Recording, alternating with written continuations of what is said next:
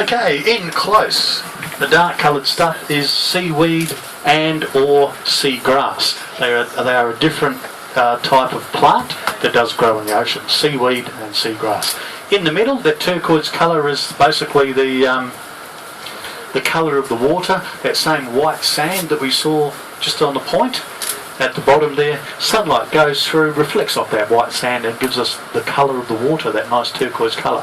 Further out is limestone reef. Limestone on the land, limestone in the ocean.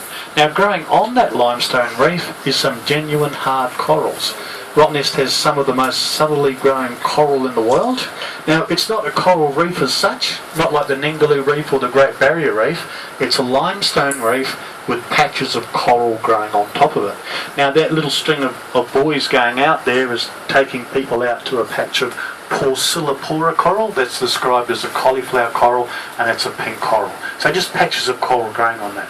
Why do we have coral growing so far south on the west coast? Due to a warm water current called the Luan current.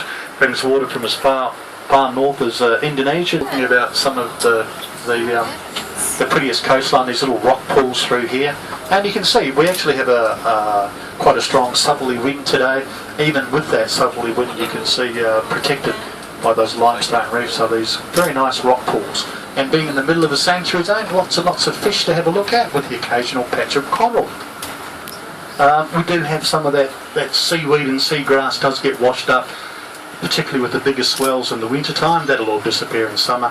But fantastic, you know, for the families and the little kids, nice and sheltered.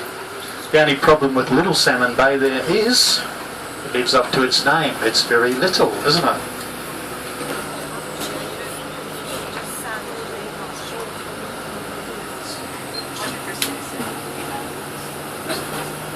If you look directly 90 degrees, that's directly where my arm is pointing from the bus.